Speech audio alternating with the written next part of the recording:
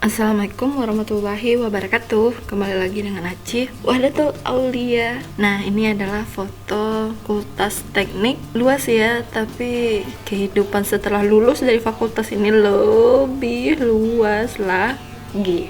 Jadi sebelum masuk fakultas teknik, mahasiswa baru harus membuat persiapan. Jadi nih ketika Aci jadi mahasiswa baru, lalu ditanya oleh teman-teman lulus di fakultas apa, Aci jawab nih fakultas teknik. Teman-teman itu langsung kayak WD teknik, wah teknik, kayak mereka tuh kayak juga punya impian ke teknik tapi nggak kesampaian gitu. Dan Aci punya itu gitu, dan teman-teman juga punya itu gitu. Itu suatu kebanggaan banget. Mahasiswa baru adalah momen kebanggaan yang luar biasa bisa masuk di jurusan yang kampus yang kita inginkan. Jadi momen ini jangan sampai buat kita terlalu bangga sehingga sampai berlarut-larut dan membuat bangga yang berlebihan, karena itu nggak bagus juga. Jadi kita nanti takutnya nggak sadar dan bermalas-malasan, karena kuliah di fakultas teknik itu sangatlah butuh ketekunan, butuh belajar lagi, dan mau melewati proses ini semua dan nggak jadi pengecut kayak hilang di telan bumi tiba-tiba gitu di semester berapa. Jadi ini adalah video profil dari teman-teman yang ikut lomba. Keren banget. Kurang lebih ini salah satu bentuk praktikum yang akan dilakukan di lab material dan struktur. Sekarang ini dalam video ini lagi mencoba untuk melakukan uji tekan beton. Nah, jadi kalau beton kita kuat itu bagus banget tuh untuk bangunan. Wede, keren banget. Nah, sekarang kita udah di Instagramnya Teknik Sipil Unan. Jangan lupa untuk follow Instagramnya. Jadi sekarang Aci udah ada di Instagramnya Teknik Sipil. Tapi Aci mau lihat ini dulu, postingannya menarik banget. 10 kampus dengan jurusan Teknik Sipil terbaik. Ini dirujuk dari Tembus PTN. Kita beruntung banget ya teman-teman yang udah lulus di teknik sipil, karena Unan tuh berada di 10 besar, yaitu di urutan nomor 6. Dan senang banget atas prestasi yang udah, semua ini berkat dosen-dosen kayak Kak Jur, sekretarisnya, Kak Prodi, kemudian mahasiswa-mahasiswanya yang udah juang belajar agar nilainya bagus gitu, sehingga membuat peraturan yang lebih baik, yang membuat akhirnya teknik sipil itu masuk ke 10 jurusan terbaik gitu. Aduh, semoga bisa kedepannya Aci mendengar kabar-kabar yang baik dari jurusan kita. Teknik sipil. Nanti tuh teman-teman yang wisuda akan disambut tuh oleh adik-adik gitu dengan bunga, dengan sorak-sorakan. Ketagihan deh lihat yang ginian.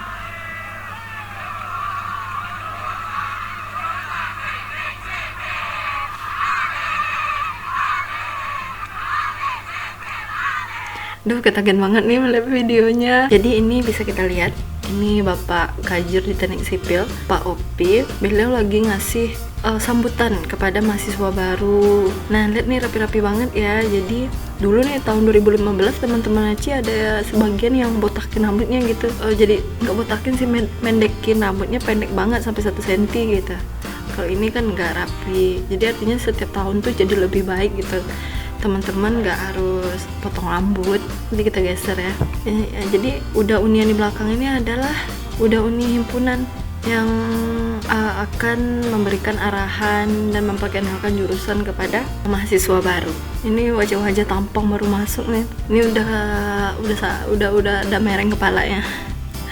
Ini rajin-rajin banget ya mahasiswa baru itu. Di awal-awal biasa rajin banget gitu. Aci juga ngerasain masalahnya. Dan ketika teman-teman nanti udah selesai semua registrasi untuk masuk kuliah, teman-teman akan disambut oleh jurusan masing-masing seperti di foto ini. Dan nanti di sesi acaranya juga ada memberikan penghargaan kepada mahasiswa yang nilai akademiknya itu tinggi. Biasanya 4 angkatan yang lebih besar dari mahasiswa baru. Maksudnya agar mahasiswa baru tuh semangat gitu. Ya biasa Ci dulu kayak gitu tuh, lihat udah uni yang punya IPK tinggi tuh ingin banget kayak udah itu, ingin banget kayak uni gitu kan. Jadi kesampaian gitu tujuan memperlihatkan udah-udahnya yang punya IPK tinggi gitu. Mahasiswa baru itu termotivasi. Kalau mahasiswa baru itu rapi-rapi banget, Nah, ciri khasnya itu pakai baju putih, celana dasar. Yang cowok juga gitu, pakai rok dasar, baju putih. Jadi sebuah kebanggaan banget ya bisa lulus di jurusan dan fakultas yang kita inginkan. Ini adalah kegiatan pelantikan dan upgrading bagi pengurus himpunan, punya himpunan mahasiswa teknik sipil disingkat dengan HMTS.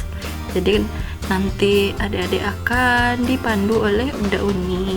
Jadi di awal-awal kuliah nih, biasa kan kita kuliahnya masih kuliah umum, jadi terlihat gampang banget mata kuliahnya, tugas-tugasnya, sehingga bisa main gitu. Jadi jangan sampai menyepelekan mata kuliah di fakultas teknik, jurusan teknik sipil ya. Semua jurusan sebenarnya. Kadang pelajaran di awal kuliah itu memang mudah dan gampang. Jangan sampai berpuas dan berbangga diri, karena secara tak sadar nanti buat kita jadi tertinggal, sehingga nanti sulit untuk mengikuti mata kuliah yang semakin tak terjamah oleh akal sehat otak ya. Nanti ada di semester 3, semester 4, 5, 6 itu benar-benar nggak nyangka akan seperti itu gitu. TB-nya banyak, praktikumnya bertubi-tubi, tugas dari dosen lanjut, dan ada juga tugas lainnya yang hanya Tuhan yang tahu. Jadi teruslah mencoba perlahan-lahan mengerjakan tugasnya, sering-sering kerja kelompok dan bertanya kepada senior gitu. Seniornya juga harus pandai itu mendekatkan diri kepada senior. Jadi harus bekerja sama menyelesaikan tugasnya, tapi jangan kerja sama waktu ujian ya, itu lain lagi ceritanya. Dan ternyata ketika teman-teman udah masuk kuliah, nggak hanya kuliah aja, tetapi juga praktikum. Ini mahasiswa baru ini lagi di depan laboratorium material dan struktur. Mereka mau responsi bersama asisten mereka dan akan dibantu oleh para asisten di jurusan. Semua lab itu punya asistennya yang akan membantu mahasiswa baru untuk paham dengan apa tugas mereka. Nah, ini mereka lagi menghampar material, dan inilah kebiasaan yang sering terjadi nih di mahasiswa, yaitu kurang disiplin dalam mengatur jadwal kuliah, mengerjakan tugas, kemudian berorganisasi dan beristirahat. Nah, ketika nanti teman-teman udah masuk ke semester lanjut, biasanya itu praktikumnya banyak banget. Namun jangan terlalu membuang waktu karena kita lalai dan gak lakuin tugas, ngerjain tugas tepat waktu, karena nanti akan berdampak ketika udah deadline gitu, akan terasa. Jadi ini di depan laboratorium material dan struktur. Biasanya nih kalau udah selesai praktikum 2 hari, 3 hari, biasanya diakhiri dengan foto bersama dengan asisten, karena sebuah kebahagiaan yang hakiki karena udah selesai praktikum. Tapi semua ini belumlah berakhir. Seperti yang Aci bilang tadi, bahwa praktikum yang di sipil itu nggak hanya 1, tetapi kadang 2, kadang 3 gitu. Nanti akan didampingi oleh asisten. Kemudian teman-teman akan pakai baju lab. Ketika praktikum, nanti teman-teman akan ngambil juga nih, kayak adek ini dia ngambil dokumentasi alat yang dipakai, kemudian apa kegiatan ini gitu. Siap-siap aja, baju lab yang putih ini akan berubah menjadi warna-warna yang kelabu seperti yang di belakang ini. Jadi ketika udah selesai praktikum, teman-teman harus mengolah data, kemudian harus bikin laporan. Yang pertama, laporan dari master, kemudian ada laporan untuk pribadi masing-masing. Itu kalau untuk, jadi teman-teman untuk datanya harus tulis tangan gitu sebanyak teman-teman praktikum ditambah 1 master.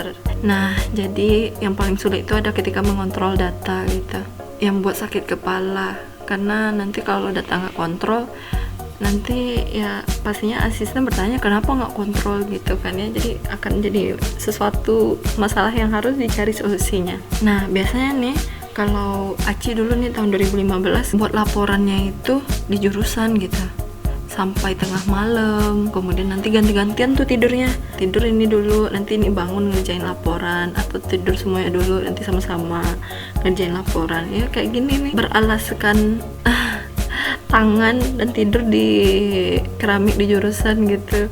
Kalau diingat-ingat itu, aduh, akhirnya ternyata bisa melewati ini semua gitu. Dan kalau untuk tahun-tahun yang dekat ini jadi lebih baik, karena kayaknya adik-adik nggak akan rasain kayak gini gitu. Jurusan kayak membuat peraturan baru bahwa di jam 5 itu nggak ada lagi kegiatan, jadi teman-teman bikin laporannya yaitu ya di luar. Pokoknya dulu tuh nggak terasa dinginnya keramik, yang penting tidur dan besoknya kuliah nanti nggak mandi gitu. Duh, bodo amat, bener bodo amat lah. Parfum aja tuh yang dipertebal waktu itu. Dan di teknik sipil itu lagi mengkampanyekan tertib berparkir. Jadi yang merah ini teman-teman nggak boleh parkir, sedangkan yang biru di sini ada parkir mobil dan sini ada parkir motor. Kalau kita lihat nih, nah di sini nih. Jadi teman-teman mahasiswa baru bisa parkir motor di sini, yang punya mobil bisa parkir di sini. Jadi program jurusan teknik sipil itu nggak sama ya dengan arsitek atau teknik perencanaan wilayah dan kota, tetapi mereka saling melengkapi. Biasanya nih sebelum kita milih nih jurusan teknik sipil, biasanya siswa itu nganggap bahwa jurusan teknik sipil itu jurusan mendesain gitu, menata, kemudian menggambar. Padahal sebenarnya itu lebih ke arsitek gitu. Nah, kalau misalnya teman-teman punya hobi menggambar, menata, dan mendesain, bagusnya masuk ke jurusan arsitek. Di sipil itu hanya menggambarnya 2 matkul, gambrek dan konstruksi bangunan. Yang lainnya itu hitung-hitungan, kemudian manajemen, kemudian rekayasa. Banyaknya itu mata kuliah yang benar-benar butuh logika, hitung-hitungan, dan harus belajar lebih. Jadi sesuai pernyataan Aci tadi bahwa jurusan teknik sipil, arsitek, dan teknik perencanaan wilayah kota itu saling berhubungan. Simpelnya jika mereka bertiga ditaruh dalam satu proyek nih, jadi teknik perencanaan wilayah dan kota akan membuat rancangan infrastruktur yang dibutuhkan oleh wilayah atau area dan menguji kelayakan berdasarkan konsidi sosial dan ekonomi. Lalu rencana tersebut dioper nih ke arsitek sebagai orang yang akan merancang, mendesain bangunannya sesuai dengan fungsi dan estetika yang dibutuhkan oleh yang punya owner. Dan pada akhirnya teknik sipil lah yang menerjemahkan rancangan itu secara teknis dan mengeksekusinya di lapangan.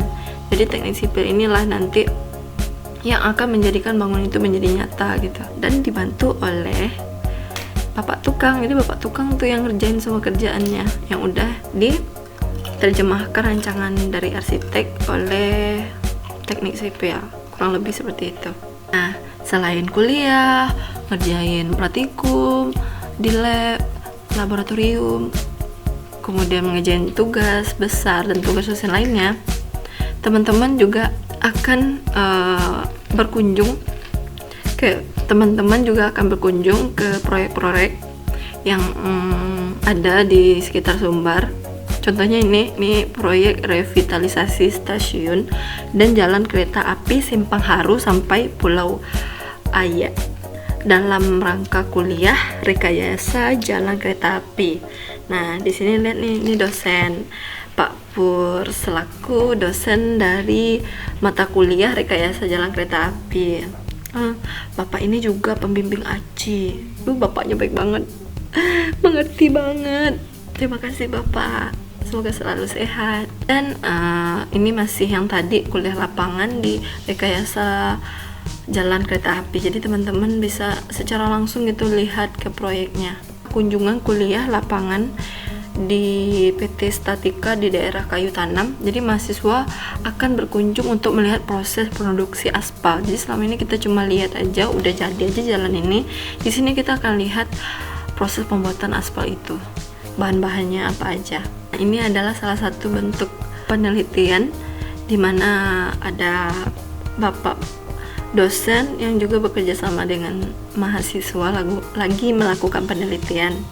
Nah, untuk mahasiswa gunanya untuk tugas akhir. Dan setiap Sabtu pagi atau Minggu pagi juga teman-teman bisa gabung nih di latihan bela diri Sinar Putih yang Bapak Subi Nur Hadi sebagai pelatihnya, dan teman-teman juga bisa bergabung di sini ketika nanti semuanya udah selesai, mulai dari praktikum, tugas besar, kuliah, maka teman-teman akan masuk ke ujian mid semester dan masuk ke ujian akhir semester. Dan jangan lupa belajar, karena nih kalau Aci rasain waktu UTS UAS inilah waktu kosong banget, bisa guling-guling, bisa pergi-pergi kemana-mana, karena memang hanya ujian gitu. Punya waktu yang paling senggang itu adalah waktu ujian kalau di jurusan teknik sipil. Nanti kalau nggak belajar nanti takutnya nggak kuat. Dan selain kuliah, teman-teman juga bisa ikut lomba. Senang banget bisa menjadi juara dari perlombaan yang teman-teman ikut. Nah, nanti ketika teman-teman udah masuk semester 8 nih, teman-teman akan mengadakan seminar proposal tugas akhir. Dan sekarang tuh jurusan udah punya peraturan baru, jika sampai semester 8 teman-teman juga belum proposal, belum seminar proposal, maka jurusan akan menunjuk pembimbing bagi mahasiswa tersebut. Tujuannya apa? Untuk mempercepat kelulusan mahasiswa. Nah, ini nih wajah-wajah bahagia, wajah-wajah cantik yang baru selesai seminar proposal. Senang banget nih. Jadi dinding di jurusan ini adalah bukti kebahagiaan yang dirasakan oleh mahasiswa yang udah selesai seminar proposal dan seminar hasil. Udah seminar hasil, maka datanglah hari dimana sidang tugas akhir. Jadi sidang ini berlangsung 2 jam bahkan lebih. Nanti teman-teman akan ditanya tentang tugas akhir yang teman-teman buat, dari mana datanya, gimana cara ngolahnya, pokoknya semuanya tentang TA saja. Jadi pastikan teman-teman benar-benar paham dengan TA-nya, kalau tidak nanti habis riwayat teman-teman. Aduh, jadi keinget waktu sidang nih. Dan nanti setelah 2 jam berlalu, teman-teman akan disuruh tuh nunggu di luar, karena penguji lagi memutuskan apakah si mahasiswa ini lulus atau tidak. Nah, biasanya nih kalau lulus tuh bahagia banget, teman-temannya datang gitu, udah nunggu di luar, udah bawa balon ST, udah bawa selempang. Dan yang paling kasihan tuh yang motoin sebenarnya. Nah, jeng-jeng, Widi seneng ya dibawain balon ST, kemudian teman-temannya datang bawain selempang. Wah, selamat bagi yang udah wisuda. Ini adalah kebahagiaan yang gak bisa didefinisikan oleh kata-kata. Pasti kalian akan rasain nanti. Aja mau lihat video ini.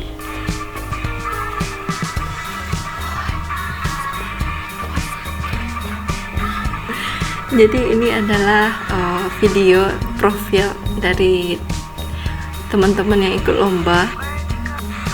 Keren banget. Kurang lebih ini salah satu bentuk praktikum yang akan dilakukan di lab material dan struktur. Sekarang ini dalam video ini lagi mencoba untuk melakukan uji tekan beton. Nah, jadi kalau beton kita kuat itu bagus banget tuh untuk bangunan. Wede, keren banget.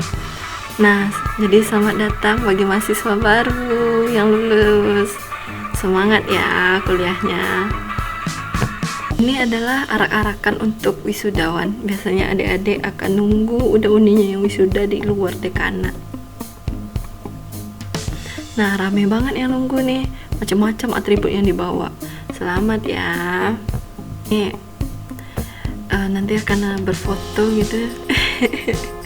Kok aja lagi jadi ketawa sendiri gitu kan. Biasanya tuh cewek-cewek teknik jarang make upan, tapi di sini mereka make up gitu. It's amazing banget. Nah, sekarang kita udah di Instagramnya Teknik Sipil Unan. Jangan lupa untuk follow Instagramnya. Dan kali ini Aci mau liatin ini.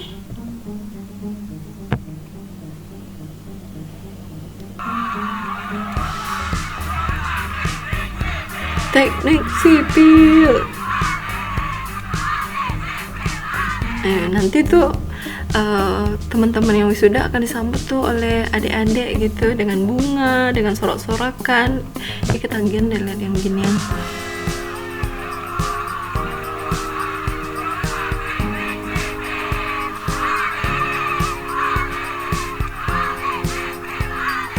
Duh, ketagihan banget nih melihat videonya. Jadi ketika udah wisuda nanti rame banget yang datang. It's amazing, gak bisa banget nih mau bicara apa coba. Pokoknya kalau udah wisuda itu udah bahagia banget tuh. Nah, inilah dosen-dosen yang ada di teknik sipil. Berkat kerja keras, kesabaran beliau-beliau, sehingga mahasiswa bisa belajar dengan baik, menerima informasi, menerima ilmu dengan cara yang mudah untuk dia mengerti. Terima kasih atas sumbangsih ilmunya. Terima kasih atas kesabarannya selama ini, memberikan cara yang terbaik agar mahasiswa bisa ilmu itu masuk kepada mahasiswa. Karena mengingat bahwa tidak semua mahasiswa itu menangkapnya cepat gitu. Curhat. Terima kasih atas ilmunya selama ini, karena dosen-dosen mahasiswa bisa menyelesaikan kuliahnya. Mungkin nanti teman-teman sering memiliki dosen yang killer atau yang semaunya sendiri, mulai dari suka PHP masuk kuliah, mungkin suka ngasih tugas yang bejibun, ngasih nilai susah, atau gemar ngasih tugas-tugas yang banyak. Bahkan bisa dihitung gitu dosen yang baik dan pengertian dengan mahasiswa. Tapi sebenarnya semua ini dilakukan oleh dosen untuk kebaikan mahasiswa itu sendiri, yakni ingin melatih mental kita gitu. Bisa nggak kita menyelesaikan tugas itu, melatih kesanggupan kita, bisakah kita menyelesaikan tugas-tugas dengan tepat waktu. Kemudian melatih keinginan tawan kita, memaksa kita untuk belajar dan berkembang lagi lebih. Kadang mahasiswa ini suka di zona nyaman sehingga nggak pernah berkembang. Kemudian melatih kita untuk pantang menyerah.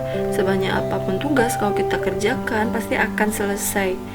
Dan semua ini adalah bekal kita untuk menghadapi kerasnya dunia kerja dan terjun ke masyarakat. Karena kita tahu bahwa dunia setelah wisuda itu nggak sekecil ruang kelas, bahkan kehidupan itu lebih luas banget dari apa yang kita pikirkan. Dan sampai ketemu di video berikutnya. Assalamualaikum warahmatullahi wabarakatuh.